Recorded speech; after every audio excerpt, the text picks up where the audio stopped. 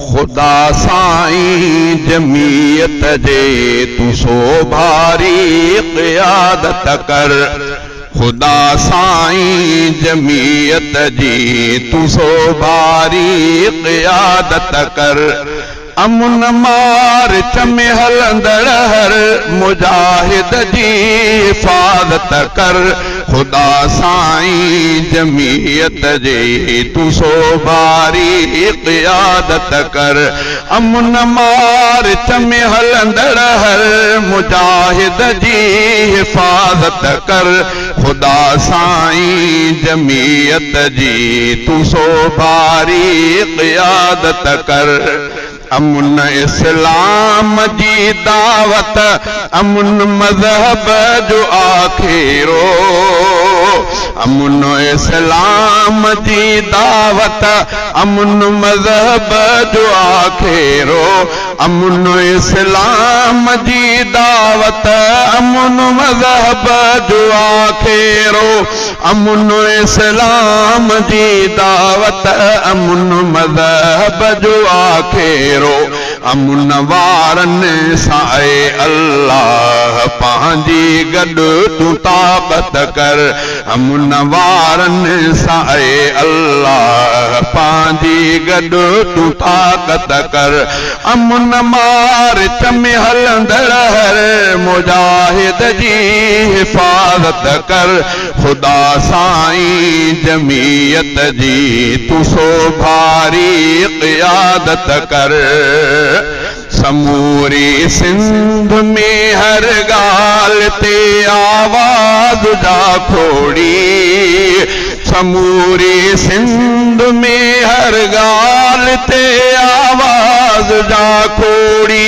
समूरी सिंध में हर गाल ते आवाज़ जा खोड़ी। इनय जोधे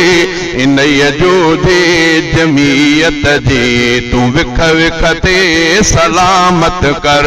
इनय जोधे जमीयत जी तू विख विख के सलामत कर। इनय जोधे जमीयत जी तू विख विख के सलामत कर। अमुन मार्च में हलंदड़ हर मुजाहिद जी हिफाज़त कर। खुदा साईं जमीयत जी तू सो भारी क़ियादत कर। जमीयत को गालाए कटुआ कूड़ जो गर्दन। जमीयत को गालाए कटुआ कूड़ जो गर्दन। जमीयत को गालाए कटुआ कूड़ जो गर्दन। मदद अल्लाह तुंहिंजी आ अञा अॻिते इनायत कर। मदद अल्लाह तुंहिंजी आ अञा अॻिते इनायत कर। अमुन मार्च में हलंदड़ हर मुजाहिद जी हिफाज़त कर। खुदा साईं जमीयत जी तू सो भारी क़ियादत कर। वडेरन ऐं नवाबन सिंध जो बोड़। वडेरन ऐं नवाबन सिंध जो बेड़ो आयो। वडेरन ऐं नवाबन सिंध जो बेड़ो अबोड़ायो।